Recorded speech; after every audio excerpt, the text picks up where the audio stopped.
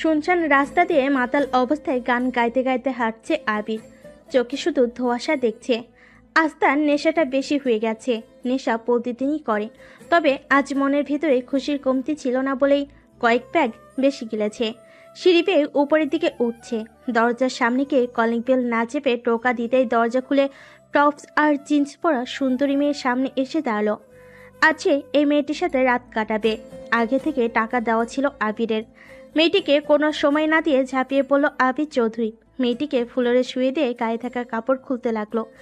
মেয়েটি আবিরকে কিছু বলতে নিলে আবির মেয়েটির ঠোঁটে আঙ্গুল দিয়ে চেপে ধরে। হুশ, আজ কোনো কথা নয়। তোর টাকা তুই পেয়ে গেছিস না, তাইলে এত কথা বলতে চাচ্ছিস কেন? আজ তুই আমার। আমি রাতে তোর সাথে যা ইচ্ছে তাই করব, কিন্তু তুই কোনো বাধা দিতে পারবি না। সময় না দিয়ে আবির মেয়েটিকে চেপে ধরে পুষুতো মেটাতে ব্যস্ত হয়ে পড়ে। মেয়েটি নীরবে শুধু চোখের জল ফেলছে। কেন জানি লাগছে এই কাজ করতে। নিজের বিবেক যেন হাতছানি দিয়ে বলছে, তুই পতিতা, এটাই তোর একমাত্র কাজ। হয়তোবা মেয়েটি এমন জঘন্য কাজে নিজে ইচ্ছে করে আসেনি। হয়তোবা বাধ্য হয়ে বিপদে পড়ে এই কাজে জড়িয়ে পড়েছে। কয়েক ধাপে মেয়েটির উপরে আবির শারীরিকভাবে নির্যাতন করে টাকার কারণে মেয়েটি শুধুমাত্র সহ্য করেছে। আবি যখন ক্লান্ত হয়ে শুয়ে পড়ে, তখন মেয়েটি বিছানার এক কোণে ফুলের উপর পা ভাঁজ করে মাথা লুকিয়ে কাঁদতে থাকে। ইনি আবির চৌধুরী, বাবা মায়ের একমাত্র সন্তান। বাবা মাকে বিন্দুমাত্র সম্মান করে না সে। টাকাকে সে হাতের ময়লা মনে করে। ইচ্ছে মতো নেশা আর মেয়েদের উপরে টাকা খরচ করে। পড়াশোনার মাঝপথে ছেড়ে দিয়েছে। তবে সবকিছুর জন্য ওর বাবা মা দায়ী। ছোটবেলা থেকে বাবা তার বিজনেস নিয়ে পড়ে থাকতো, আর মা সারাদিন পার্টি আর বন্ধু বান্ধব নিয়ে ব্যস্ত থাকতো। ছেলেকে সময় দেওয়ার মতো তাদের দুজনের কারোর কাছেই সময় ছিল না। আবিরের কাছে ছিল টাকা, তাই টাকাকে আপন করে বড় হয়ে উঠেছে। এলাকার ছেলেদের নিয়ে পড়ে থাকতে থাকতে প্রথমে সিগারেট, পরে নেশা, তারপর শরীরের চাহিদা মিটাতে গিয়ে নারী। এক রাত নারীকে না পেলে পাগল হয়ে যায়। কি করবে, কোনো দিক থাকে না। সকাল 9টা বাজে। সূর্যের আলো পর্দা ভেদ করে আবিরের চোখে এসে পড়তেই আবিরের ঘুম ভেঙে গেল। মেজাজ গরম করে চোখ খুলল। ভেজা চুলে রাতের সেই মেয়েটি চায়ের ট্রের হাতে রুমে আসলো। গুড মর্নিং আবির চৌধুরী। মেয়েটির দিকে ভুরু কুচকে তাকায় আবির। অনেকক্ষণ চোখ কুচকে একত্রে করে কি যেন ভাবলো। হয়তো রাতের ঘটে যাওয়া কথাটা মনে করার চেষ্টা করছে। আবিরের নীরবতা দেখে মেয়েটি আবার জিজ্ঞেস করলো, কি হলো, এইভাবে চুপসে গেলেন যে? রাতে তো পুরোই হট ছিলেন। বাবা, গায়ে কি শক্তি! আমার তো কাঁদো কাঁদো অবস্থা বানিয়ে ছেড়েছেন, আর সকাল হতে সমস্ত শক্তি গায়েব হয়ে গেল। আবির কোনো উত্তর দিচ্ছে না। বিছানা দিয়ে নেমে ফ্লোরে পড়ে থাকা শার্ট আর প্যান্ট পরে লুঙ্গি চেঞ্জ করলো। নিজের হাত দিয়ে মাথার চুলগুলো ঠিক করলো। আচ্ছা, আপনি কেমন লোক বলুন তো? আমি এত কিছু জিজ্ঞেস করছি, কোনো উত্তর দিচ্ছেন না, আবার রেডি হয়েছেন চলে যাবেন। বাহ, এই না হলো পুরুষ মানুষ! রাতে ভোগ করা শেষ, তো এখন তড়িঘড়ি শুরু চলে যাওয়ার জন্য। একটা কথা বলুন তো, আবার কবে আসবেন? যখন প্রয়োজন হবে। কবে প্রয়োজন হবে? জানি না। আমার তো প্রয়োজন। কি? টাকা। আরো টাকা লাগবে? হ্যাঁ। আবির মাথা ঝাঁকিয়ে পকেট থেকে মানিব্যাগ বের করে মেয়েটির হাতে 1000 টাকার কয়েকটা নোট দিয়ে বলল, এগুলো রেখে দাও। আমার সাথে এখন ক্যাশ টাকা নেই। কত টাকা আছে জানি না, তুমি গুনে দেখো। সরি স্যার, আমি এগুলো রাখতে পারবো না। কাজের বিনিময়ে টাকা নেই, কিন্তু বিনা কাজে টাকা নেই না। আপনি কাল রাতে আমার সাথে শুয়েছেন, তাই টাকা অ্যাডভান্স নিয়েছিলাম, কিন্তু এখন তো আপনি... ব্যাস, কি বলতে চাচ্ছ? ভাব দেখাও, তাই না? বেশ্যার আবার ভাব? তোদের তো কাজই হলো কাস্টমারদের খুশি করে টাকা ইনকাম করা, তাইলে এখন ভাব দেখাও কেন? আবিরের কথায় মেয়েটির চোখ দিয়ে টপ টপ করে দুগাল বেয়ে পানি পড়ছে। অনেক কষ্টে নিজেকে সামলে নিয়ে কথাটা হেসে উড়িয়ে দিয়ে বলল, ঠিকই বলেছেন স্যার। বেশ্যারা যদি বেশ্যামি না করে, তাইলে আপনাদের মতো বড় লোকেরা কিভাবে শরীরের চাহিদা কমাতো? আপনার টাকা আছে তাই আমাদের পেছনে টাকা ওড়ান, আর আমার টাকা নেই তাই আপনাদের কাছে শরীর বিলাই। দুই শ্রেণীরই কিন্তু সমান অধিকার। আপনার টাকা আছে তাই শরীরের কোনো প্রমাণ নেই যে আপনার শরীরের জ্বালা মিটিয়েছেন মাত্র, আর আমাদের শরীরেও সিল লাগানো, তাই বিয়ে করতে গেলেও প্রমাণ হয়ে যাবে আমি বিয়ের আগে... বাকি কথাটা বলার মাঝে কথাটা থামিয়ে শার্টের হাতা ফোল্ড করতে করতে যেতে নিলে মেয়েটি আবার ডাক দিল, কিছু বলবে? নামটা তো জিজ্ঞেস করলেন না। প্রয়োজন মনে করি না। আমার নাম আদিবা। বাহ, ভালোই তো নাম রেখেছেন আপনার বাবা মা। জি, পুরো নাম আতিয়া আদিবা। তবে নামটার কোনো মূল্য নেই আমার কাছে। আর কিছু বলার আছে? আমি বের হব, কাজ আছে। আবার কবে আসবেন? জানি না, আসতেও পারি নাও আসতে পারি। ভালো হয়ে যাবেন? না, এই পথে একবার কেউ আসলে সেখান থেকে বের হতে পারে না, আমিও পারবো না। তবে তোমার এখানে না আসলেও অন্য কোনোখানে যাব। সত্যি? হুম। আবির চোখে সানগ্লাস পরে হাতে মোবাইলটা নিয়ে বেরিয়ে গেছে। আদিবা অবাক দৃষ্টিতে আবিরের যাওয়ার পথের দিকে চেয়ে রইল। আবির রাস্তায় গিয়ে মাথায় হাত দিয়ে চুলগুলো টানলো। রাতের কথাটা মনে করে অনেকটা ভালো লাগা কাজ করছে। ভীষণ খুশি হয়েছে, হৃদয় ওর জন্য পার্মানেন্ট একটা মেয়ে রেখেছে। মেয়েটি দেখতে নাকি অসম্ভব সুন্দরী, তবে আদিবাও দেখতে কম সুন্দরী নয়। দেখলে বুকের ভিতরটা ছন্দছাড়া নদীর মতো উত্থাল পাত্তাল ঢেউ উঠে যায়, মাথায় রক্ত টকবক করে ফুটে ওঠে। তবে আদিবাকে দেখে তো নর্মাল ফ্যামিলির মেয়ে বলে মনে হয় না, ব্যাপারটা খটকা লাগছে। ধ্যাত, আমিও না কি যে চিন্তা নিয়ে পড়ে আছি। কোথায় আদিবা আর কোথায় আমি? আমার কাজ শেষ, আর আদিবারও পাওনা অ্যাডভান্স দেওয়া। পকেটে হাত দিয়ে গাড়ির চাবি খুঁজছে, কিন্তু পকেট পুরো ফাঁকা। চাবি না পেয়ে আবারও হতাশ হয়ে যায়, অনেকটা চিন্তায় পড়ে যায়। গাড়িটা যদি বেকায়দায় রেখে থাকে তাহলে এতক্ষণে পুরো বাড়িতে হইচই পড়ে যাবে। আরমান চৌধুরী ভীষণ রেগেমেগে আমাকে তালাশ করবে। কি যে করি, গাড়িটা যে কোথায় রেখেছি মনে করতে পারছি না। হঠাৎ হাতে থাকা ফোনটা ভাইব্রেট হতে লাগলো। ফোনটা হাতে নিয়ে সোজা করে স্ক্রিনের দিকে তাকিয়ে ঠোঁট দুটো একে অপরের সাথে চেপে ধরে ভুরু কুচকে একসাথে এনে বলল, যা বলেছি তাই হয়েছে। সব জায়গায় ওনার হস্তক্ষেপ আর ভালো লাগে না। ইচ্ছা করে গলাটা চেপে মেরে ফেলি। যদি জেল ফাঁস না থাকতো তাইলে আরমান সাহেব আপনি আর আবিরের হাত থেকে বাঁচতে পারতেন না। এতদিন এসব হাড্ডি মাটিতে মিলে যেত। এক শ্বাসে কথাগুলো শেষ করলো। অবশেষে ফোনটা না চাইতেও রিসিভ করলো আবির। হ্যালো। রাখ তোর হ্যালো ট্যালো, তুই এখন কোথায় আছিস সেটা বল। তোকে কতবার বলেছি আবির এসব নেশা আর মেয়ে মানুষ দুটোকে ভুলে গিয়ে বাপের বিজনেস সামলা, কিন্তু তুই কোনো কথাই কানে দিস না। ছি, ভাবতেও অবাক লাগে আরমান চৌধুরীর একমাত্র সন্তান আবির চৌধুরী, সে কিনা রাতের আধারে প্রতিদাদের বাড়িতে রাত কাটাই। তোর জন্য রাস্তায় মুখ দেখানো যাচ্ছে না। বাবু তো বলে যাচ্ছে, এদিকে আবির এক কানে হেডফোন ঢুকিয়ে গান শুনছে, আরেক কান দিয়ে অল্প করে কথা ঢুকিয়ে আবার বের করে দিচ্ছে। আরমান চৌধুরী ছেলে কোনো সার শব্দ না পেয়ে বুঝতে পারলেন তার ছেলে নিশ্চয়ই কানের ভিতরে হেডফোন ভরে আছে। এবার সে রাগের বসে ধমকে সুরে বলল, বাবা আবির, তুমি কান থেকে হেডফোন খুলে ভালো করে আমার কথাগুলো শুনবে, নাকি ড্রিঙ্কস করে গাড়ি ড্রাইভ করে অ্যাক্সিডেন্ট করার অপরাধে মামার বাসায় বেড়াতে যাবে? বাবার কথায় তোয়াক্কা না করে কান থেকে হেডফোনটা খুলল ঠিকই, তবে বাবাকে সাহায্য করার জন্য গলাটা খক খক করে কাশি দিয়ে বলল, তোমার জ্ঞান দেওয়া হয়ে গেছে, তাইলে ফোনটা রাখতে পারি, কারণ আমি এখন হৃদয়ের বাসায় যাব। বলতে যা, যত পারিস বলে যা। তোকে যখন জন্ম দিয়েছি তাহলে তো এগুলো আমার শুনতেই হবে। তোকে জন্ম না দিয়ে যদি কলা গাছ লাগাইতাম তাহলে অন্তত কলা দিত, আর কলা খেয়ে তৃপ্তি সহকারে আরাম করে শুয়ে শুয়ে টাকা হিসাব করতে পারতাম। বাবার কথা শেষ না হতেই কলটা কেটে দিল আবির। ঠোঁটটা বাঁকা করে সামনে আসা রিক্সাতে উঠে রওনা দিল হৃদয়ের বাসে যাওয়ার জন্য। রিক্সায় বসে হাই তুলছে আবির। বিছানায় পেলে গাটা এলিয়ে দিয়ে শুয়ে পড়তো।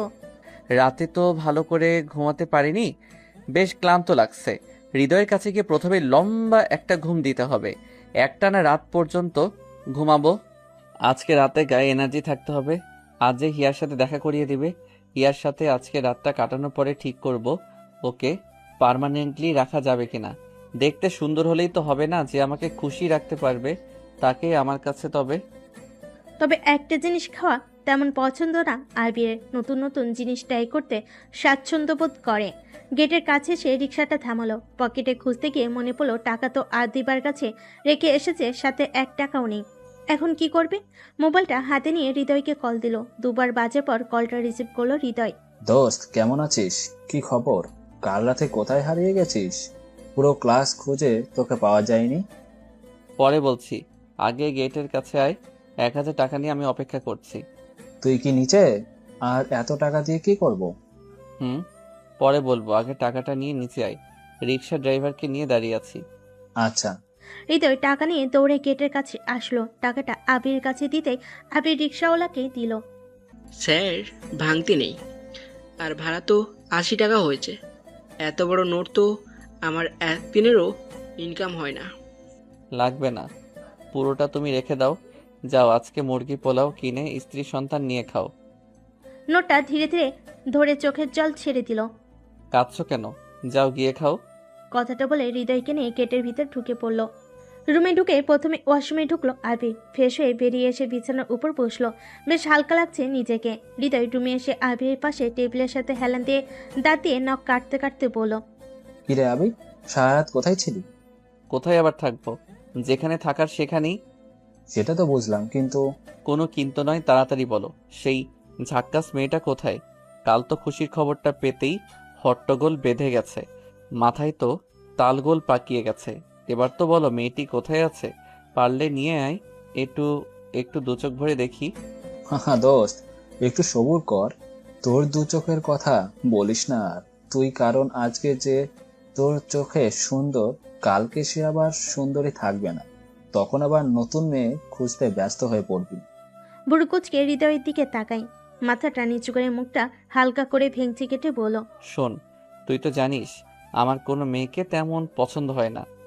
একবার কাছে পেলেই নতুন মেয়ে খুঁজতে শুরু করি। আমার কি টাকার অভাব বল? তুই বল, আমার যা মন চাইবে তাই করব। হ্যাঁ জানি তো, তবে একটা কথা মনে রাখবি, মেয়েদেরকে নিয়ে এভাবে করাটা ঠিক নয়। তাহলে এই দুনিয়াতে তো জায়গা হবেই না, বরং পরকালেও শাস্তি ভোগ করতে হবে। বাহ বাহ, তুই এত জ্ঞান দিতে কবে থেকে শিখলি? তোর বাবা মা জানে তো? ইয়ে মানে, মাথাটা চুলকাতে চুলকাতে জবাব দিল। না। তাইলে হাতির পাঁচ পা দেখেছিস নাকি? আবিরের কথাই যখন পুরোপুরি বিধ্বস্ত, তখন নিজের দোষ না মাথায় নিয়ে বলা কথাটার জন্য সরি বলল হৃদয়। ইজি হওয়ার জন্য স্বাভাবিক গলায় বলল, আবির, সন্ধ্যার পরে মেয়েটির বাসায় নিয়ে গেলে কেমন হয়? মেয়েটির বাসায় কেন যাব বলতো? মেয়েটি কি লাট সাহেব হয়ে গেছে যে তার বাসায় আমাকে যেতে হবে? টাকা যদি বেশি দেওয়া লাগে তবুও এখানে নিয়ে আয়। এখানে? হ্যাঁ, তোর কোনো সমস্যা আছে? আজকে মা বাসায় আসতে পারে, যদি কোনো মেয়েকে আনি তাহলে আমাকে বাসা থেকে বের করে দেবে। বুঝলাম। তাইলে একটা কাজ কর, আমার জন্য একটা হোটেলের রুম বুকিং দে। কোন না কোন বাসায় যাব তার ঠিক নেই, তার চেয়ে বরং হোটেলে থাকাই ভালো, অন্তত পক্ষে স্বস্তি পাবো। ঠিক আছে, তোর ইচ্ছা। হৃদয় ওয়াশরুমে ঢুকলো। আবির বালিশটা ঠিকঠাকভাবে রেখে শুয়ে পড়লো। চোখ বন্ধ করতে কখন যে ঘুমের রাজ্যে তলিয়ে গেল বুঝতেই পারল না আবির। যখন ঘুম ভাঙলো তখন প্রায় দুপুর গড়িয়ে এসেছে। সূর্যটা হেলে পড়েছে। আধো আধো চোখ মেলে তাকিয়ে শোয়া থেকে উঠে আড়মোড়া দিয়ে হৃদয়কে ডাকলো। আবির ডাক হৃদয়ের কান পর্যন্ত পৌঁছাতেই সে দ্রুততার সাথে রুমে আসলো। হ্যাঁ দোস্ত, বল কি হয়েছে? খিদে পেয়েছে? হৃদয়, কয়টা বাজে তোর কি খেয়াল নেই? দুপুর গড়িয়ে বিকাল হয়ে এসেছে প্রায়, আর আবির চৌধুরী এখনো লাঞ্চ করেনি। ভাবতে পারিস সেটা কিভাবে সম্ভব? রিল্যাক্স আবির, জাস্ট কুল। আগে আমার কথাটা শোন, তারপর তোর কথা বলিস। রাগে শরীর লাল হয়ে গেছে। ফর্সাকালে লাল বনের ছাপ স্পষ্ট হয়ে উঠেছে। আবির, তোর শরীরটা খারাপ ছিল, হয়তোবা তুই এই জন্যই এতক্ষণ ঘুমিয়েছিলি। তোকে আমি 2বার ডেকেছি খাওয়ার জন্য, তবুও তোর কোনো পাত্তা ছিল না। জানিস আঙ্কেল কতবার কল দিয়েছে তোকে? তুই নিজে ফোনটা পর্যন্ত সুইচ অফ করে রেখেছিস। ট্রাই টু আন্ডারস্ট্যান্ড, ওকে আবির? হুম। এখন ওঠ, আমি মেয়েটাকে কল দিয়েছি, সন্ধ্যার পরে হোটেল এরিনায় 10 তলায় স্পেশাল রুমে আসতেছে। দুপুরে বুকিং নিয়ে নিয়েছি তোর নামে, কোনো টেনশন নেই। ম্যানেজার সবকিছু ঠিকঠাক করে দিবে।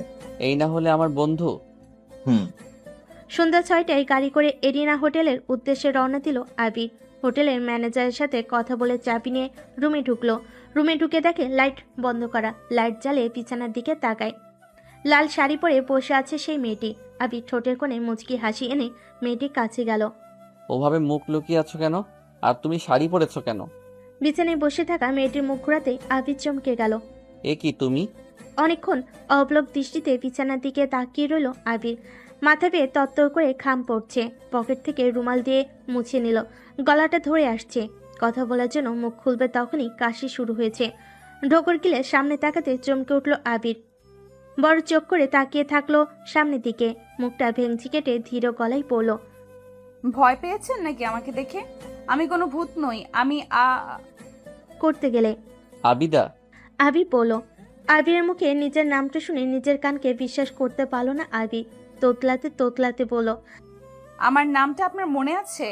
এই মেয়ে, এতটা ভনিতা করার কোনো প্রয়োজন নেই। তুমি এখানে কি চাও? তোমার জায়গায় তো হিয়ার থাকার কথা ছিল। তাইলে কি হৃদয় আমার সাথে? না না, হৃদয় আপনার সাথে কোনো প্রতারণা করিনি। আমি হিয়া। আসলে আপনাকে আমার রিয়েল নাম মানে বাপ মায়ের দেওয়া নামটা বলেছি, কিন্তু অন্য সবাইকে হিয়া নামই বলি। হিয়া আমার ছদ্মনাম। আবির মেজাজ এখন পুরোপুরি গরম হচ্ছে। নাক কান গরম হয়ে ধোয়া বের হওয়ার উপক্রম তৈরি হয়েছে। আদিবা আবিরের গায়ে স্পর্শ করতে আবির হাতটা চিটানি মেরে দূরে সরালো। কপাল কুচকে একসাথে করে হৃদয়ের নাম্বারে কল দিল। রিং বাজছে তো বেজে চলেছে, কিন্তু হৃদয় রিসিভ করছে না। কয়েকবার বাজার পর হৃদয় কলটা রিসিভ করলো। দোস্ত, কি খবর? তুই কল দিয়েছিস যে, হিয়াকে পাসনি নাকি? হৃদয়, তুই এটা কি এনেছিস? এটাকে তো আগেই পেয়েছি। তুই না বললি একদম নতুন জিনিস, এই রাস্তায় এখনো আসেনি, কিন্তু এর সাথেই তো সেদিন রাত কাটালাম। এত বড় ধোঁকা, তাও আবার আমার সাথে। রিল্যাক্স দোস্ত, জাস্ট রিল্যাক্স। কিসের রিল্যাক্স হৃদয়? তোকে কি বলেছিলাম যত টাকা লাগে দিব, তবু নতুন কালেকশন দরকার। কিন্তু তুই তো একদম রিজেক্ট কারোর জিনিস নিয়ে আসলি। শোন, আমি এখন বের হয়ে যাচ্ছি, আমার জন্য নতুন একটা খুঁজে বের কর। আবির, এতটা মাথা গরম করলে হয়? প্লিজ দোস্ত, মাথা ঠান্ডা কর। আসলে মেয়েটাকে আমি এখনো দেখিনি। সুমনের কাছে ওর প্রশংসা শুনেছি। এখন মেয়েটা ভার্জিন কি নন ভার্জিন সেটা তো আর আমরা বুঝবো না। এখন যেভাবে হোক আজকের রাতটা কাটিয়ে সকাল হলেই কেটে পড়িস। অনেক টাকা ব্যয় হয়ে গেছে, একটু বোঝার চেষ্টা কর।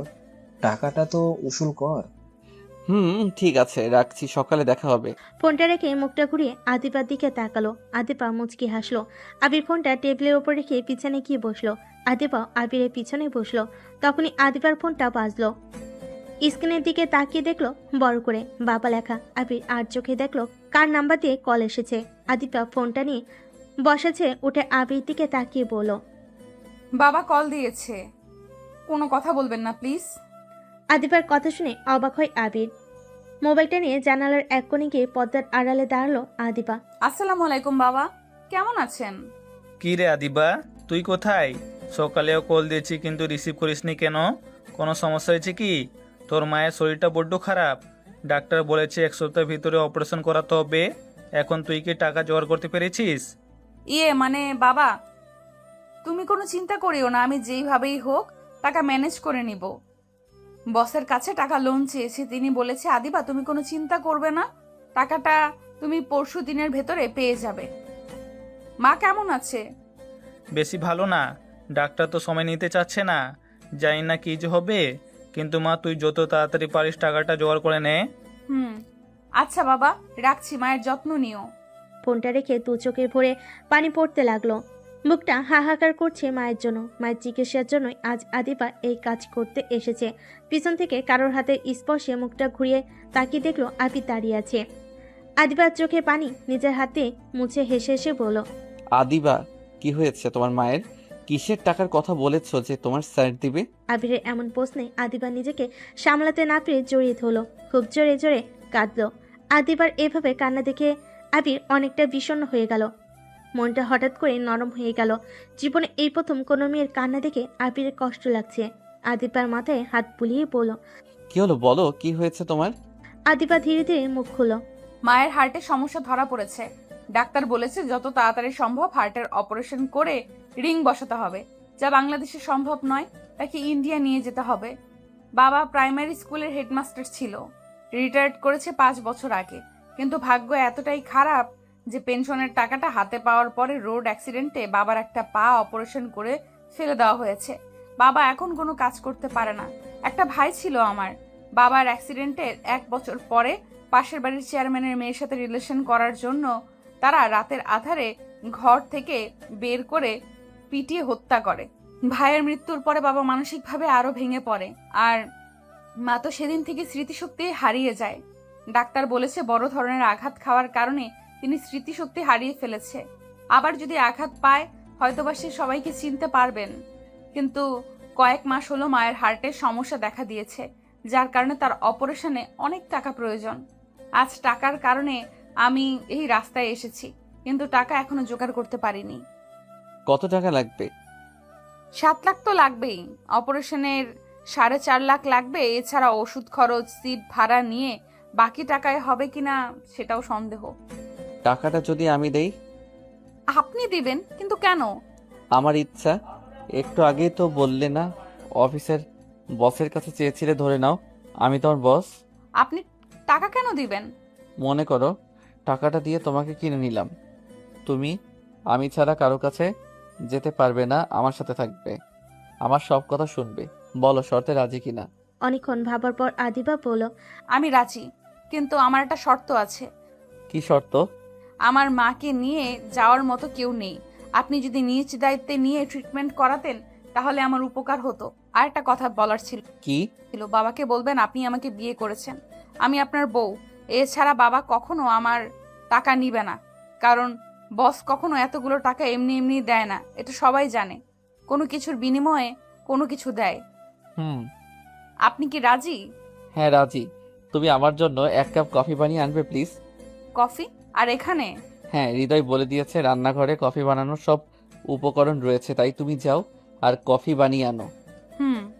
বানাতে পারো তো? হ্যাঁ। আদিবা হাঁটছে আর স্বস্তির নিঃশ্বাস নিচ্ছে।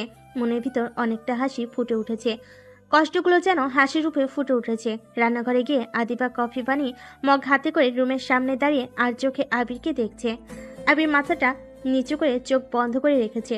আদিবা পা বাড়াতে গিয়ে আবার থমকে গেল। অনেকক্ষণ জল্পনা কল্পনা করে মগ হাতে নিয়ে রুমে ঢুকলো। আদিবাকে কফি হাতে দেখে বাঁকা হাসি দিয়ে আবির বলল, কফি বানানো শেষ? জি। কই দেখি তো, এদিকে দাও তো। আদিবা ভয়ে ভয়ে এগিয়ে দিল কফির মগটা। আবির মগটা হাতে নিয়ে রীতিমতো অবাক হয়ে যায়।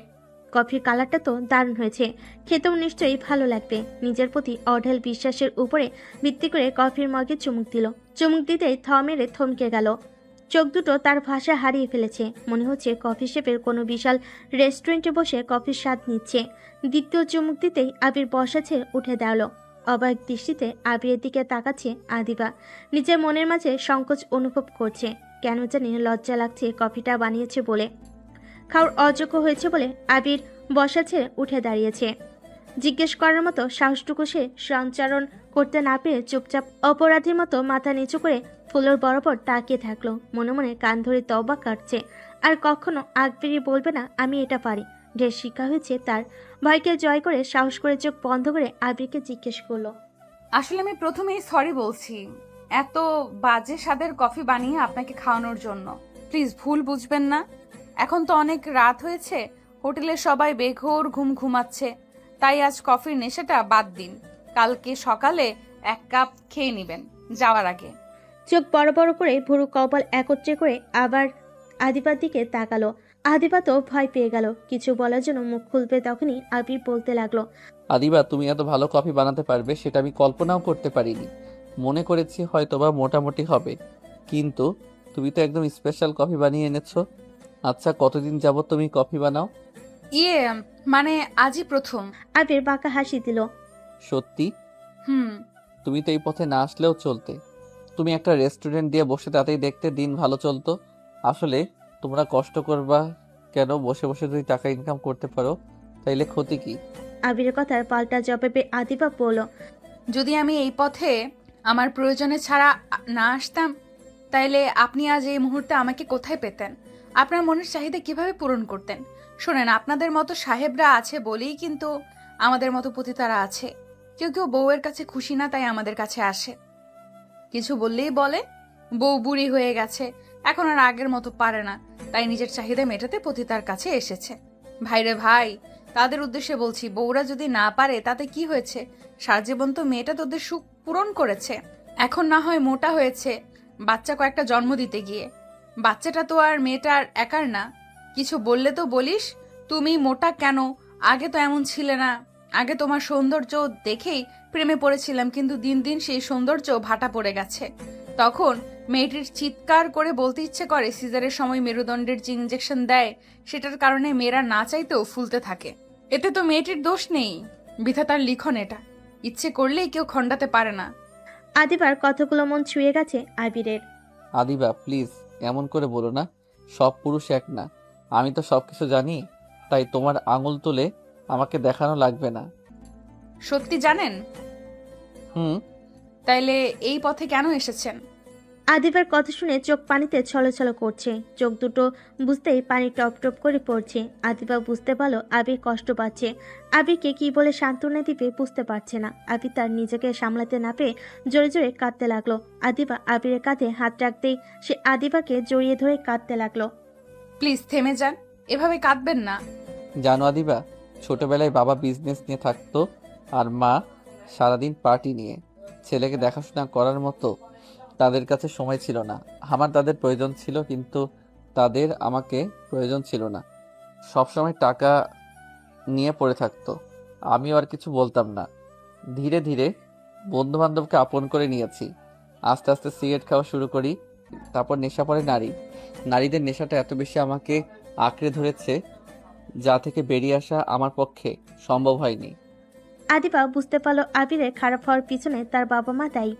আদিবা এবার হেসে বলল, আমারও একই অবস্থা জানেন। নিত্য নতুন পুরুষদের কাছে যেতে আমার ভালো লাগে।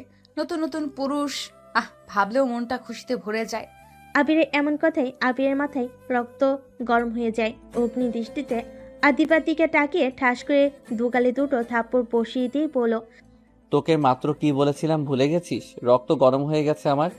আবির থাপ্পড় খেয়ে আদিবা দেওয়ালের সাথে পড়লে সাথে সাথে সেন্সলেস হয়ে পড়লো। আবির তড়িঘড়ি করে আদিবাকে ধরলো। মাথাটা ফেটে রক্ত বের হয়েছে। আবির তো ভয় শেষ।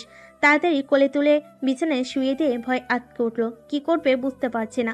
মোবাইলটা হাতে নিয়ে হৃদয়ের নাম্বারে কল দিল। হৃদয় কলটা রিসিভ করে হ্যালো বলে আবির সব খুলে বলল, আরে আবির, তুই এখন এখানে বসে আছিস কেন? তাড়াতাড়ি বেরিয়ে যা। পুলিশ আসলে একদম বৃন্দাবনে পাঠিয়ে দিবে মার্ডার কেসের আসামি করে। মেয়েটি কি বেঁচে আছে নাকি মরে গেছে কিছু জানিস? মরেনি, এখনো বেঁচে আছে। তাহলে পালা ওখান থেকে, সকালে বাসায় আসিস। বলে কলটা কেটে দিল হৃদয়। আবি তো পরে চিন্তায় পড়ে গেল। কি করবে? আদিবার কাছে থাকবে নাকি হৃদয়ের কথা মতো পালাবে? আবির আদিবাকে রেখে বিছানে দিয়ে নেমে দরজা দিকে মুখ ঘোরালো।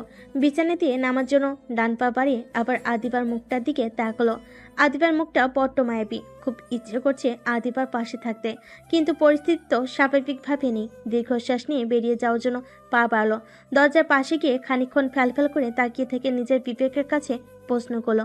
যতবারই প্রশ্ন করলো, বিবেক তাকে এটাই বলে সান্ত্বনা দিল যে এই মুহূর্তে আদিবাকে ছেড়ে যাওয়াটা তার বোকামি ছাড়া। তাছাড়া মেয়েটা তো একদিন হলো তার কামনা পূরণ করেছে। ভয় বুকটা আটকে উঠল। যদি হৃদয়ের কথা সত্যি হয় যে আদিপা মরে গেছে, তাহলে তো শ্বশুরবাড়ি যেতে হবে।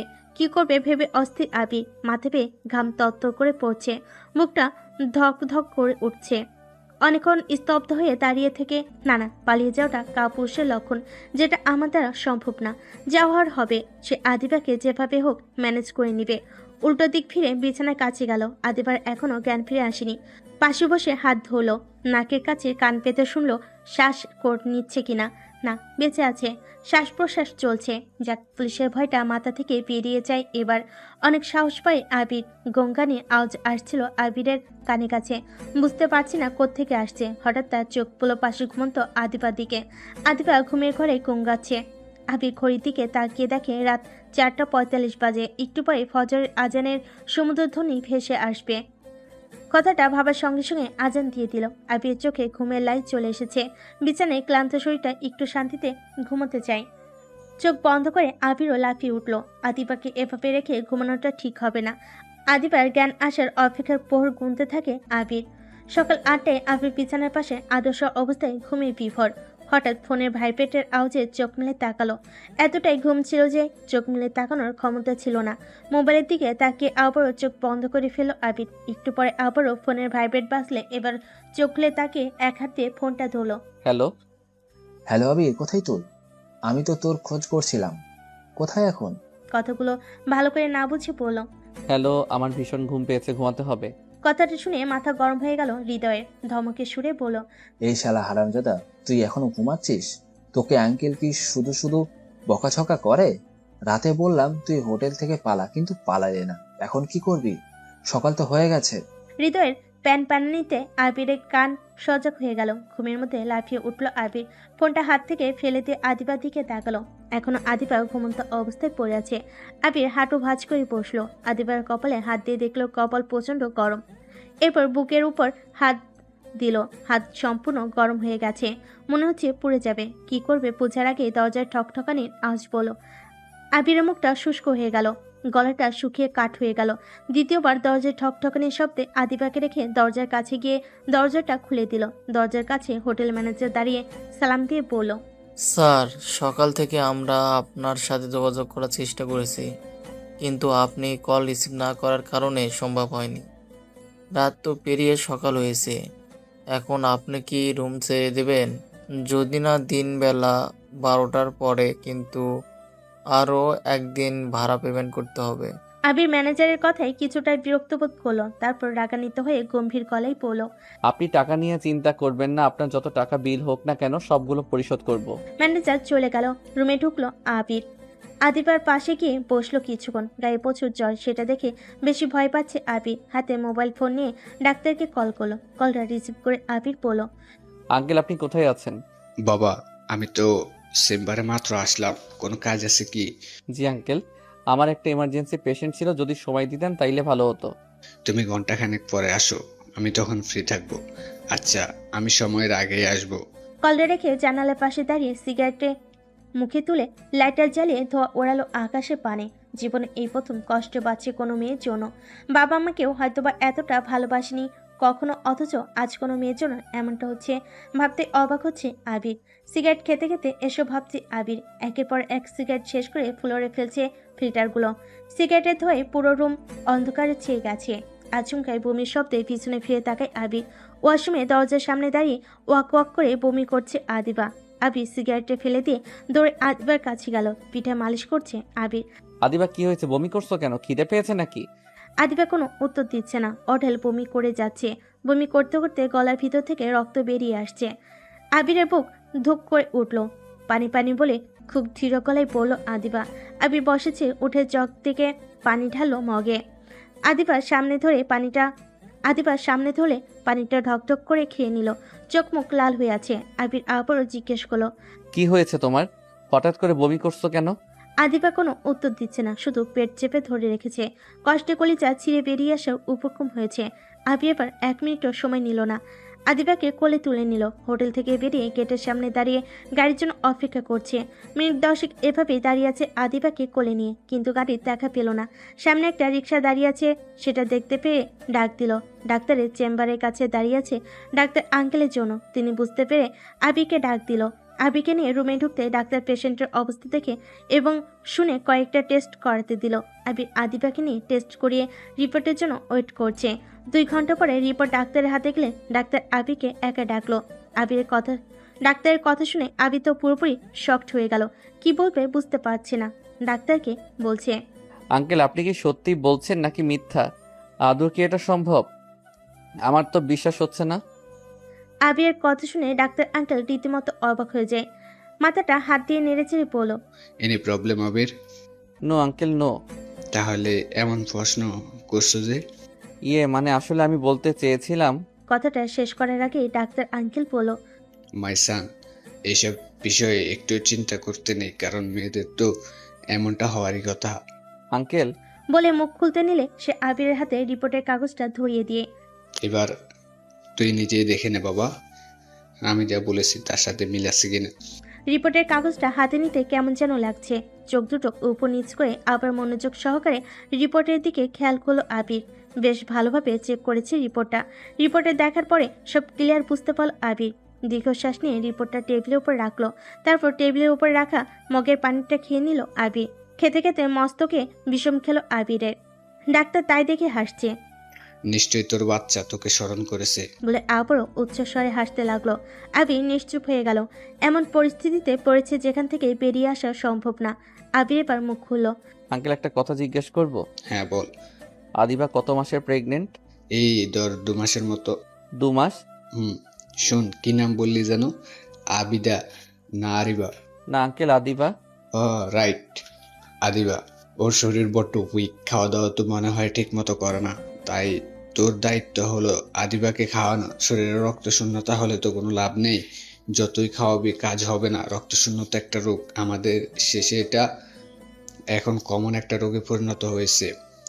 হুম মাই সান, তুই আদিবার কাছে ফাঁসের রুমে ওয়েট কর, বিশ্রাম নে, আমি তৎক্ষণাৎ বাকি রোগীদের দেখছি।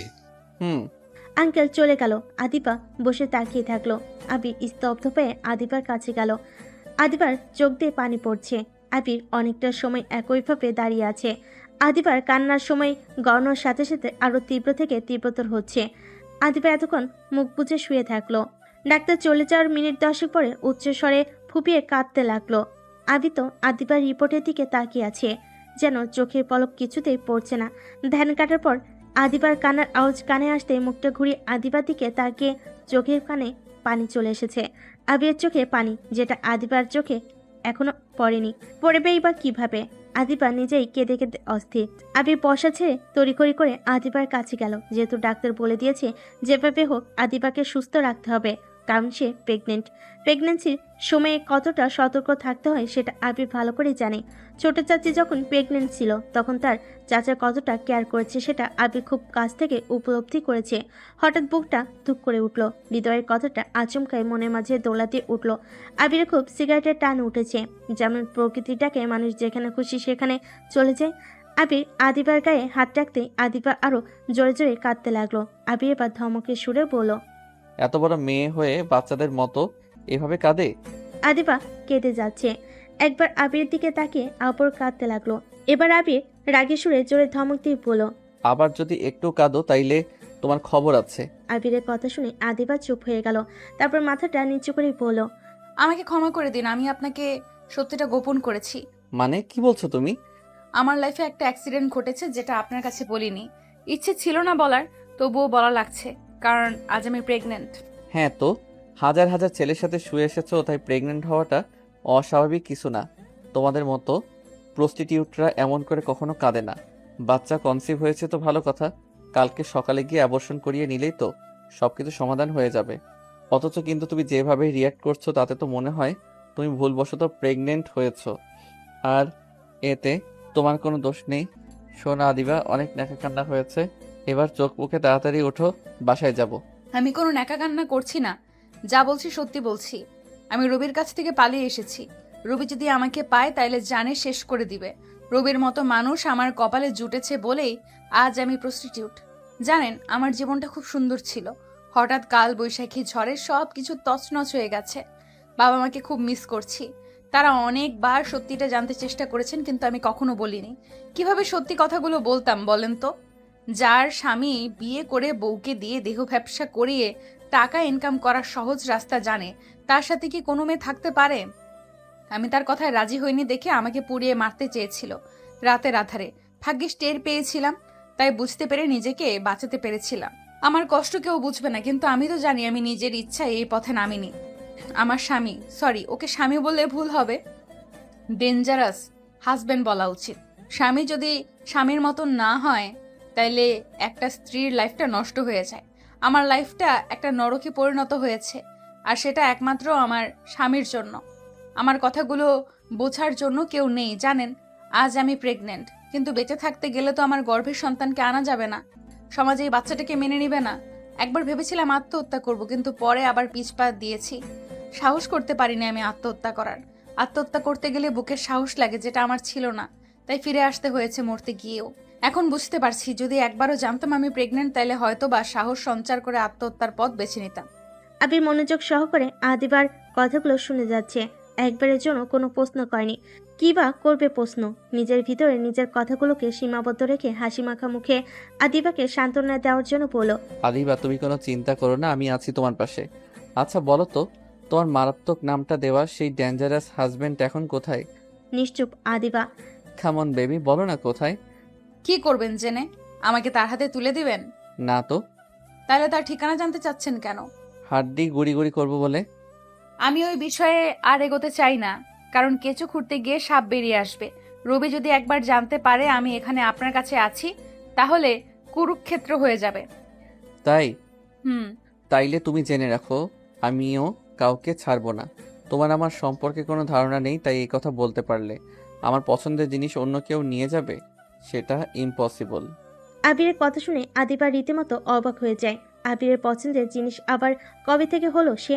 তবে মনে মনে এটা ভেবে খুশি লাগলো, এতদিনে কেউ তো তাকে রেসপেক্ট করেছে, হোক সেটা তার শরীরের বিনিময়ে। আদিবা মুখটা নিচু করে তাকিয়ে থাকলো, অনেকটা গম্ভীর গলায় বলল, আপনি কি করতে চান? আমার মাথাটা ঘুরছে। আদিবা, তোমার কি খারাপ লাগছে? হুম। আদিবা, বাসায় যাব চলো। আমি ডাক্তার আঙ্কেলকে কল করে বলে দিচ্ছি। ও। আবির আঙ্কেলকে কল দিচ্ছে। দুবার কল দেওয়ার পর ডাক্তার আঙ্কেল রিসিভ করলো। হ্যাঁ আবির বল। আঙ্কেল, আপনার আসতে কি দেরি হবে? আদিবার শরীরটা তেমন ভালো না, যদি একটু দেখে যাওয়ার জন্য বলে দিতেন তাহলে ভালো হতো। আমার কাছে গুরুতর রোগী এসেছে, আদিবার কাছে যেতে 30-45 মিনিটের মতো লাগবে। তার চেয়ে বরং একটা কাজ কর, তুই ওকে নিয়ে বাসায় চলে যা। আমি রাতে আদিবাকে দেখতে বাসায় যাব। ঠিক আছে আঙ্কেল, আমি চলে যাচ্ছি, আপনি সময় করে যাবেন। আর একটা কথা। কি কথা? মাথা চুলকাতে চুলকাতে বলল, না থাক, পরে বলবো। ডাক্তার আঙ্কেলের সাথে কথা বলে আদিবাকে বলল। জলদি রেডি হও, আমরা বের হব। আবিরের কথায় তেমন একটা সাড়া না দিয়ে নড়ছে বসলো আদিবা। মাথাটা ঝিমঝিম করছে, অনেকটা বিরক্ত অনুভব করছে আবিরের উপরে। সকালবেলা এখানে নিয়ে এসেছে ঠিকই, কিন্তু কেন জানি স্বস্তি পাচ্ছে না আদিবা। আদিবা ওয়াশরুমে ঢুকে আয়নায় নিজেকে দেখে মুখটা কালো করে চোখে মুখে পানি ছিটিয়ে তারপর বেরিয়ে আসে। চোখ দুটো লাল লাল হয়ে গেছে। বাবা মায়ের জন্য মনটা অস্থির লাগছে। ওয়াশরুম থেকে বেরিয়ে সামনে তাকিয়ে দেখে আবি সিগারেট ধরাচ্ছে। আদিবার গলার আওয়াজ শুনে তাকালো। সিগারেটটা দেখে হয়তো কিছুটা খারাপ লাগলো, পক্ষান্তরে মুড সুইং হয়ে গেল। ভাবছে, আমার বাবার টাকায় আমি খাচ্ছি, তাতে কার কি আসে যায়? খানিক বাদে নিজের কথাই নিজেই অনুতপ্ত হয়ে ভাবলো, সত্যি এমনটা ভাবা উচিত নয়। গলাটা সেরে নিয়ে ধীর গলায় পড়ল, আদিবা, তুমি ফ্রেশ হয়ে আসো, আমি খাবার অর্ডার দিচ্ছি। শুনুন, আপনি এতটা অস্থির হবেন না, আমি নিজের হাতে রান্না করব। তুমি রান্না করবে? হ্যাঁ, আমি আবার দোকানের রান্না খেতে পারি না। ঘরে কিছু আছে তাহলে বলুন, আমি রান্না করি।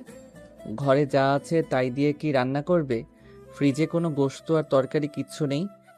ও, চাল ডাল তেল মরিচ পেঁয়াজ আর ডিম আছে। হ্যাঁ আছে, কিন্তু তা দিয়ে কি করবে? দুজনে ভাত খাবো। বোন, ভাত কি?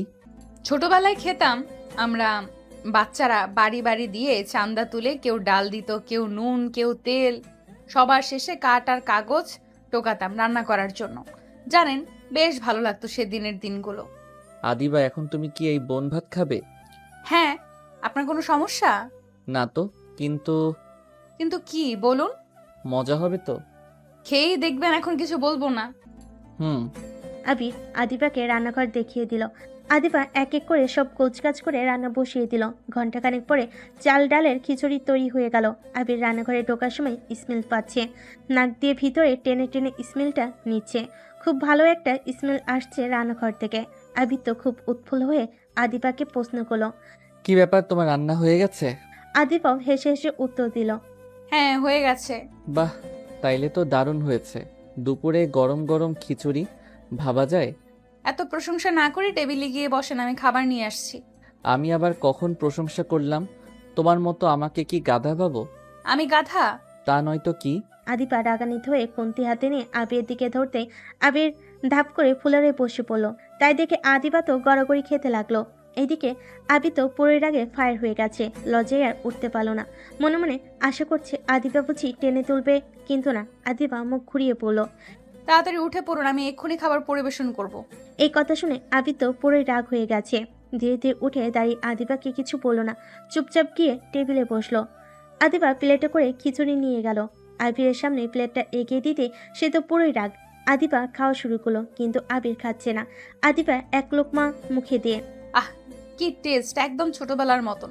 কালারটাও জোস হয়েছে। আবির ভুরকুচকে আদিবার দিকে তাকালো। কি মেয়ে রে বাপ্পা, এত রাক্ষস কিভাবে হয়? ওদিকে অসুস্থ, তার উপর খিচুড়ি গিলতে বসেছে। আদিবাকে মনে মনে আরো যা ইচ্ছে তাই বকাবকি করতে লাগলো মনের স্বাদ মিটানোর জন্য। আদিবা এক লোকমা আবিরের দিকে এগিয়ে দিল, কিন্তু আবির মুখটা সরিয়ে নিল। আদিবা তো ভীষণ রেগে গেছে আবিরের কাণ্ড কারখানা দেখে। কি ভাব রে আমার, আমি খাইয়ে দিব সেটা দেখো এমন ভাব করে যে মহাভারত অশুদ্ধ হয়ে যাবে। আদিবা আবারও আবিরকে বলল, আপনি কি খাবেন না? জানি এগুলো হয়তো আপনি কখনো খাননি, তাই হয়তো পছন্দ হচ্ছে না, কিন্তু বিশ্বাস করুন, একবার খেয়ে দেখুন, আশা করি নিরাশ হবেন না। আদিবার কথায় আবির পুরোপুরি হতাশ হয়ে যায়। কি বলবে বুঝতে পারছি না, তাই বাধ্য হয়ে খিচুড়ি খাওয়া শুরু করলো। এক লোকমা মুখে তুলে আবির সত্যি অবাক হয়ে গেল।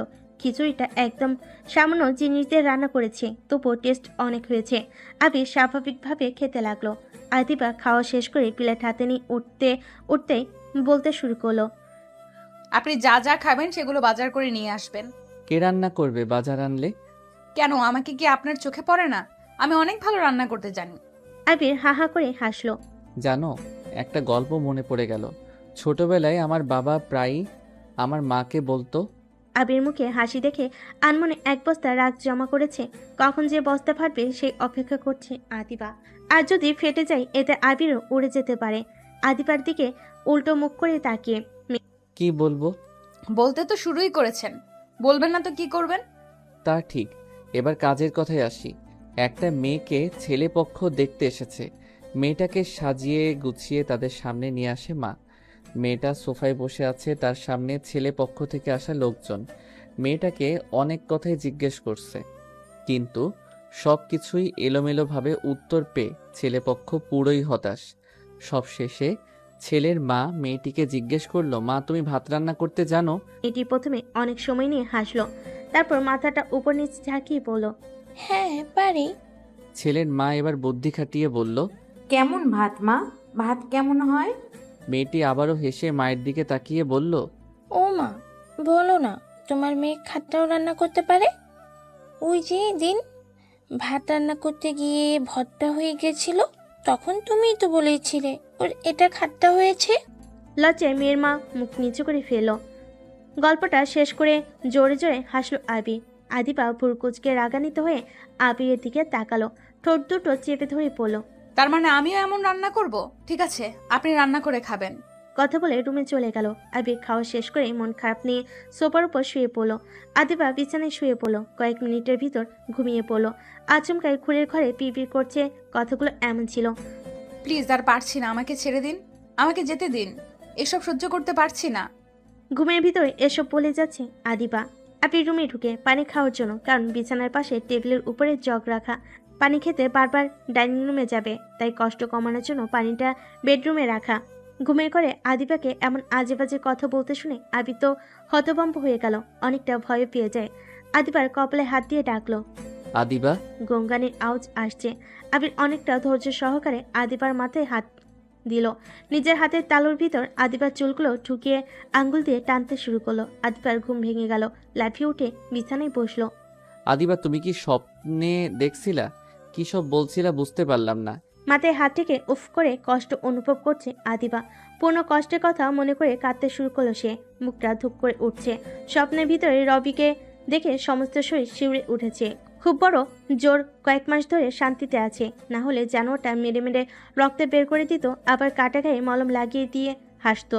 সেদিনের কথা মনে করলেও শরীরের সমস্ত লোম খাড়া হয়ে যায়। আবির বুঝতে পারলো আদিবা বড় কোনো ধরনের স্বপ্ন দেখেছে। আদিবার কপাল পেয়ে তত্তর করে ঘাম পড়ছে। আবির আদিবার দিকে একধানে তাকিয়ে থাকলো। অনেকক্ষণ পরে বলল, এই মেয়ে, তোমাকে কিছু জিজ্ঞেস করছি, বলছো না যেন? আচ্ছা, আমি কি বলছি শুনতে পাচ্ছ নাকি? আবির দিকে এক পলক তাকিয়ে বিছানা দিয়ে নামার জন্য পা বাড়াতে নিলে আবির বলল, এ কি, নামছো কোথায়? কি হলো, কিছু তো বলো। আশ্চর্য, তোমাকে এত করে বলছি তবুও উত্তর দিচ্ছ না। বুঝলাম ভাব বেড়েছে, তাই না? আসলে মানুষ এমনই হয়, কাউকে যদি মনের কথাটা বলা হয় তাহলে সে তার দুর্বলতা খুঁজে পায় এবং নিজেকে বিশাল কিছু ভাবে। তবে আদিবা, তুমি আমাকে চিনতে পারোনি, হতে পারে দুদিনের পরিচয়, কিন্তু। আর চোখে আবিরের দিকে তাকাই আদিবা কিছু বলার জন্য মুখটা খুলবে, তখনই আবির গম্ভীর গলায় বলল, রিল্যাক্স আদিবা, সরি বলতে হবে না, এমনিতেই ক্ষমা করে দিয়েছি। আসলে জানো কি, আমি। হ্যাঁ? আদিবা এক ধমক দেওয়াতে আবিরের কথা বলা বন্ধ হয়ে গেল। ঠোঁটটা বাঁকা করে ভুরু কুচকে আদিবার দিকে তাকালো। রাগান্বিত গলায় আদিবা আবিরকে বলল, আপনার সমস্যা কি বলুন তো? শরীরে কি মানুষের রক্ত আছে? দেখছেন আমি অসুস্থ, তবুও বক বক করে বলেই যাচ্ছেন। শুনুন, সব কিছুর একটা লিমিট আছে। দেখছেন শরীরটা ভালো না, তবুও এমন করছেন। আসলে আপনিও একটা ডেঞ্জারাস মানুষ, যেমনি আমার ডেঞ্জারাস হাজবেন্ড ছিল। আদিবার কথা শুনে আবির তো পুরো স্তব্ধ হয়ে যায়। কথা বলার মতো কোনো ভাষা খুঁজে না পেয়ে বাঁকা হাসি দিল। মুখটা ভেঙচি কেটে বিছানা দিয়ে নেমে ওয়াশরুমে ঢুকলো আদিবা। একটু পর ওয়াশরুম থেকে বেরিয়ে এসে টাওয়ালটা খুঁজে না পেয়ে বেলকুনিতে গেল, কিন্তু সেখানেও নেই। সমস্ত রুম তন্ন তন্ন করে খুঁজেও না পেয়ে বাধ্য হয়ে আবিরের কাছে গেল। টাওয়ালের কথা জিজ্ঞেস করতে তেলে বেগুনে নেই জ্বলে উঠল আবির। আমার কাছে জিজ্ঞেস করছো কেন? আমি তো ডেঞ্জারাস লোক, সো আমার থেকে 100 হাত দূরে থাকো, ভবিষ্যতে কাজে লাগবে। গ্যারাকলে আটকে গিয়ে আদিবা পুরোদমে হাঁপুডুপ খাচ্ছে। সব দিক দিয়ে নিজেকে একা লাগছে এবার। মজা করার ফলাফল হাতে নাতে টের পেল আদিবা। অনুনয়ের সুরে বলল, প্লিজ বলুন না টাওয়ালটা কোথায়? ভেজা অবস্থায় বেশিক্ষণ থাকলে ঠান্ডা লাগবে। ড্রয়ারের ভিতরে দেখো গিয়ে। হুম। মুখ মুছে বিছানার উপর বসলো। মাগরিবের আজান দিলে আবির অজু করে নামাজ পড়তে গেল। আদিবাও নামাজ পড়ে জানালার পাশে হেলান দিয়ে বাইরের দিকে তাকালো। আকাশ বেশ পরিষ্কার এখনো। সন্ধ্যার রক্তিম আভা কাটেনি এখনো। বাইরে বাতাস বইছে, মনে হচ্ছে রাতে বৃষ্টি হবে। কিছুক্ষণের ভিতরে আকাশ পুরো অন্ধকারে ছেয়ে গেছে। আবির নামাজ পড়ে এসে দরজা খুলে রুমে ঢুকে আসসালামু আলাইকুম ওয়ালাইকুম আসসালাম বলে আবির দিকে তাকালো। টুপি পরতে আবিরকে বেশ পবিত্র লাগছে, মনে হচ্ছে আলেমদার ছেলে। আবির আদিবার হাতে মিষ্টি আর ঠোঙ্গা ধরিয়ে দিয়ে বলল, যাও, মিষ্টি আর নিমকি এনেছি, পরিবেশন করো। মিষ্টিগুলো গরম, সবেমাত্র চুলো থেকে নামিয়েছে। ও। আদিবা প্যাকেটটা হাতে নিতে গরম অনুভব করলো। গরম ভিজা মিষ্টি আদিবার ভীষণ পছন্দ। প্যাকেটটা নিয়ে ডাইনিং রুমে টেবিলের উপর রেখে বাটি খুঁজতে লাগলো। কোথাও বাটি না পেয়ে আবিরের ডাকার জন্য পিছনে ঘুরতে দেখে আবির তার পিছনে দাঁড়িয়ে আছে। চোখ বড় করে আবিরকে দেখে বলল, আপনি আমার পেছনে আসলেন কিভাবে? বারে, আমি তোমার পিছনে কোথায় আসলাম? আমি তো মিষ্টির পিছনে পিছনে এসেছি। ঠোঁট বাঁকিয়ে সামনে ফিরে প্যাকেটটা খুলে মিষ্টি বের করলো। আবির বাটি হাতে নিয়ে সামনে এগিয়ে এসে বলল, নাও, এটাই ঢেলে খাও। মিষ্টি খাওয়া শেষ হলে বাটি ধুয়ে জায়গা মতো রেখে ড্রয়িং রুমের সোফায় উপরে বসলো আদিবা। মায়ের কথা খুব করে মনে পড়ছে তার। ইচ্ছে করছে কথা বলতে। টিভি রিমোট নাড়াচাড়া করছে, কিন্তু টিভি ছাড়তেছে না। মনটা উত্থাল পাত্থাল করছে, ভালো লাগছে না কোনো কিছু। আবির হঠাৎ মনে পড়ছে আদিবা তো টাকা চেয়েছিল, কিন্তু এখনো তো দেওয়া হয়নি। ধীর গতিতে এগিয়ে এসে সোফার পাশে চুপচাপ দাঁড়িয়ে পড়ল আবির। আদিবা, হুম। তোমার মায়ের জন্য টাকা নিবে না? তুমি কি ক্যাশ টাকা নিবে নাকি তোমার বাবার অ্যাকাউন্টে পাঠিয়ে দিব? বাবার অ্যাকাউন্টে পাঠিয়ে দিলেই হয়। ক্যাশ টাকা নিলে তো আমার যেতে হবে, যেটা আমার পক্ষে যাওয়া সম্ভব না। ঠিক আছে, অ্যাকাউন্ট নাম্বার দিও। কালকে ব্যাংক বন্ধ, তাই পরের দিন রবিবার পাঠাতে হবে। ঠিক আছে। আদিবা, রাতে বাইরে খাবো। আবার বাহিরে? ইনভাইট আছে। কিসের? বন্ধুর জন্মদিন। তাই? হ্যাঁ, কিছুক্ষণ আগে মনে পড়ছে, শুক্রবার সন্ধ্যার পরে দাওয়াত আছে। ও। আবির ফোন বাজতে লাগলো। আবির স্ক্রিনের দিকে তাকিয়ে দেখলো বাবার নম্বর দিয়ে কল এসেছে। আবির ফোনটা নিয়ে বেলকুনিতে চলে গেল। অনেকক্ষণ কথা বলার পর উচ্চস্বরে তর্ক বিতর্ক করতে লাগলো আবির। পুরো রুম চিল্লানির শব্দে ভরে গেল। আদিবা টিকতে না পেরে বসা ছেড়ে উঠে বেলকুনিতে গেল। কি ব্যাপার, এত জোরে জোরে কার সাথে ঝগড়া করছেন? কান চেপে ধরেও বসা যাচ্ছে না? আরেকবার যদি চিল্লাচিল্লি করেন তাহলে বাসা দিয়ে নামিয়ে দিব। আবির ফোনের দিকে তাকিয়ে দেখে লাইন আছে তার বাবা। জিভে কামড় দিয়ে তাদের ফোনটা কেটে দিল আবির। আদিবা ভুর কুচকে আবির দিকে তাকিয়ে সোজা বেডরুমে ঢুকলো। আবিরও পিছু পিছু ঢুকলো। ফোনটা হাতে নিয়ে টেবিলের পাশে রেখে আদিবাকে বলল, ওভাবে হনহনিয়ে চলে এলে যে, কি হয়েছে? না, কি হবে? তাইলে? এমনি। জানো বাবা লাইনে ছিল, তুমি যা বললে সবটাই শুনেছে। তোমাকে মানা করার আগে তুমি সব গড়গড় করে বলে দিলে। আসলেই মেয়েদের কথা কখনো পেটে থাকে না, শুধু একবার শুনতে পারে, তাহলেই হইল। আর কিছু? না। আঙ্কেল কি বললো? যা বলার বলেছে। বলা যায় না? না। আদিবার মুখের রং বদলে একাকার হয়ে গেল। আবিরের বাবা যদি সবটা শুনে থাকে, তাহলে তো ছেলেকেও তার কাছে নিয়ে যাবে। বড়লোকদের ব্যাপার স্যাপার বলে কথা। আদিবাকে দেখে আবিরের বুঝতে বাকি রইল না যে ও টেনশনে পড়েছে। মুখটা কালো করে আদিবাকে বলল, কি হয়েছে তোমার? সমস্যা কি? গম্ভীর গলায় আবিরের কথার জবাবে বলল, আমার আবার কি হবে? পতিতার কি কিছু হতে পারে? তাছাড়া আমার কোনো সমস্যা নেই। সমস্যা শুধু একটাই, মায়ের চিকিৎসা করানোর টাকার ব্যবস্থা করা। আদিবা, বলেছি না এটা নিয়ে ফালতু চিন্তা করবা না, আমি টাকাটা পাঠিয়ে দিব। দীর্ঘশ্বাস নিয়ে আদিবা বলল, আপনার কাছে ফালতু হতে পারে, আমার কাছে না। আদিবা, আমাদের এখান থেকে বের হতে হবে, কারণ বাবা যে কোনো সময় আসতে পারে। আমি চাই না এটা নিয়ে কোনো ঝামেলা হোক। একটা কথা বলবো? কি কথা? বলো। আমাকে নিয়ে এত চিন্তা করতে হবে না আপনার। তার চেয়ে বরং আমি আমার হাজবেন্ডের কাছে চলে যাই। আদিবার কথা রাগান্বিত হয়ে গেল আবির। আবিরের চোখ লাল হয়ে গেল। রাগান্বিত হয়ে আদিবাকে টেনে হিসেবে নিজের কোলের ভিতর রেখে থুতনিটা চেপে ধরল। কোথায় যাবে আবার বলো? ওই রবির কাছে? এত শখ তোমার ডেঞ্জারাস হাজবেন্ডের কাছে যাওয়ার? প্রেগনেন্ট করেছি তাতেও তোমার শখ মেটেনি, তাইলে যাও তোমার রবির কাছে। এবার পুরো শখ মিটিয়ে আসো। আবিরের কথা শুনে খিলখিল করে হাসলো আদিবা। এদিকে মুখ গোমরা করে আদিবার দিকে তাকিয়ে ভারী গলায় বলল, লজ্জা করছে না আবার হাসছো? না তো, কিসের লজ্জা? তুমি যা বলেছ তাতে লজ্জার তো কিছু নেই। যা বলেছো সত্যিটাই বলেছো। এবার মাথাটা 100 ডিগ্রিতে গরম হয়ে গেল আবিরের। মিনিট 5 আদিবার দিকে বড় বড় চোখ করে তাকিয়ে রুম থেকে বেরিয়ে যায় সে। আদিবা পথের পানে ফ্যাল করে তাকিয়ে রইল। মনে মনে কষ্ট অনুভব করছে খুব। কি করলো এসব? আবির সাথে এমন ঠাট্টা করাটা উচিত হয়নি। বরং তাকে বুঝিয়ে বলা উচিত ছিল যে, আমি আপনার সাথে মজা করছি। আদিবা আবির রুমে বিছানার উপর পা তুলে বসে পড়ল। মাথাটা চিনচিন করে ব্যথা করছে। বেলা গড়িয়ে রাত, রাত গড়িয়ে সকাল, সকাল গড়িয়ে দুপুর হয়ে গেছে। তবুও আবির এখনো আসেনি তার কাছে। আবিরের মোবাইল নাম্বারটাও নেই তার কাছে যে কল করে বলবে কোথায় আছে। খুব অভিমান করেছে সে। এতটা অভিমান ছেলেদের কখনো করতে দেখেনি। ভুল করে হলো আবিরের সাথে যদি একটিবার দেখা হতো, তাহলে তার কথাগুলোর জন্য ক্ষমা চেয়ে ভুলগুলো শুধরে নিত। কয়েকদিন অপেক্ষা করার পরও আবির ফিরে আসলো না। আদিবা তো টেনশনে একাকার হয়ে গেছে। মায়ের অপারেশনে টাকাটা কিভাবে ম্যানেজ করবে বুঝতে পারছে না। টাকা না হলে কোনো কিছু করা সম্ভব না। মাকে এভাবে মৃত্যুবরণ করতে দেখতে পারবে না সে। মা ছিল তার একমাত্র ভরসার অবলম্বন। চোখ বন্ধ করে সবকিছু কল্পনা করতে বুকের বাঁ পাশটা চিনচিন করে ব্যথায় ঢুকরে উঠল। আদিবা আরও 7 দিন এভাবে আবিরের আসার অপেক্ষার পর গুনল। প্রতিদিনই নিরাশ হলো। আবিরকে খোঁজার অনেক চেষ্টা করলো, ইচ্ছে থাকলেও কোনো কুলকিনারা খুঁজে পেল না। নিজেকে খুব অসহায় মনে হচ্ছে। সত্যি আজ নিজের ভুলের কারণে আবিরকে হারিয়েছে। হারানোর কষ্টটা কখনো উপলব্ধি করেনি, কিন্তু আজ বুঝতে পারছে কষ্টটা। কষ্টগুলো চোখের পানি হয়ে গড়িয়ে পড়ছে। অনেকদিন বাসায় কথা হয়নি। মায়ের অবস্থা জানতে ইচ্ছে করছে, কিন্তু কিভাবে কল দিবে বুকে সাহস পাচ্ছে না।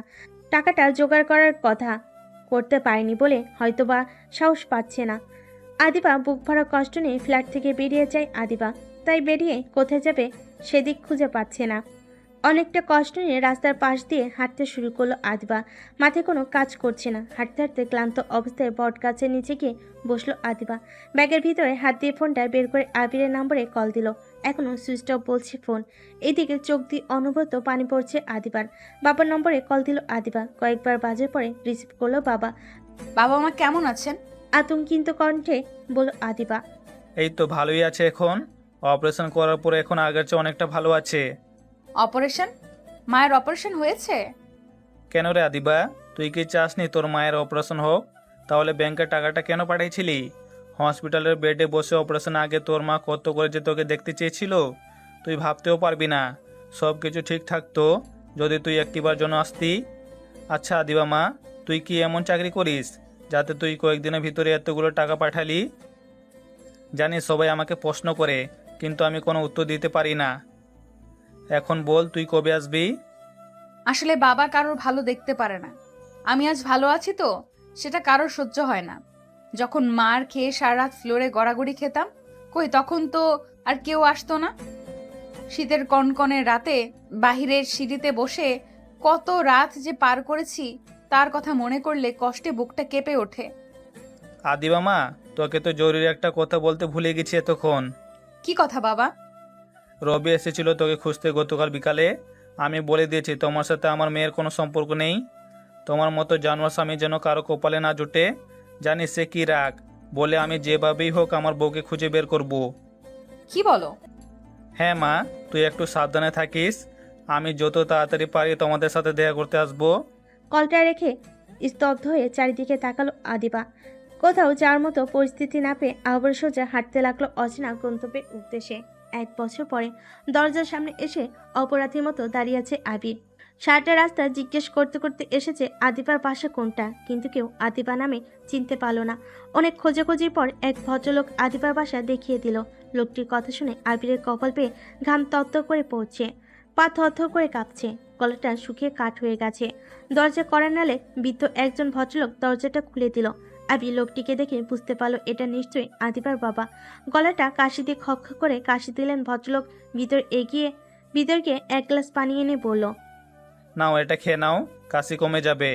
ভদ্রলোকের কথা শুনে আবির যতটা না অবাক হলো তার চেয়ে বেশি হতভম্ব হলো। দরজার ভাগ দিয়ে ভিতরের দিকে চোখ পড়তেই আরো বেশি চমকে গেল। খাটের উপরে মশারি টানানো, কিন্তু ভিতরে কেউ নেই। ঘরে আগরবাতি জ্বলছে, সামনে রাখা মাটির চুলোর উপরে পানি টকবক করে ফুটছে। আবির এবার মুখ খুলল, বলল, আঙ্কেল আদিবা কোথায় আর আন্টি কেমন আছেন? আঙ্কেল আদিবা কোথায়? আঙ্কেল প্লিজ কথা বলুন। আবিরের বারবার জিজ্ঞেস করাতে আদিবার বাবা কানে ভেঙে পড়ল। আবির তাকে সামলে নিয়ে বিছানার উপর বসিয়ে দিল। জগ দিয়ে পানি ঢেলে দিয়ে পড়ল। আঙ্কেল পানিটা খেয়ে নিন, আর কি হয়েছে একটু বলুন আমাকে। কাপা কাপা হাতে পানির গ্লাসটা হাতে নিয়ে ঢকঢক করে পান খুলো সে। অনেকটা ঝিমিয়ে কাপা গলেই পড়ল, তুমি কি আবির? আঙ্কেলের মুখে নিজের নামটা শুনে চমকে উঠল আবির। গলার ভিতরে ঢোক গিলে পড়ল, জি আমি আবির। আঙ্কেল আদিবা কোথায় আর আন্টি কেমন আছেন? তুমি বড্ড দেরি করে এসেছো। মানে? আদিবার বেঁচে নেই। এবার আরো জোরে জোরে কাঁদলো আঙ্কেল। আদিবার মৃত্যুর কথাটা নিজের বাবার মুখে শুনে হাতে থাকা মোবাইলটা নিচে পড়ে গেল।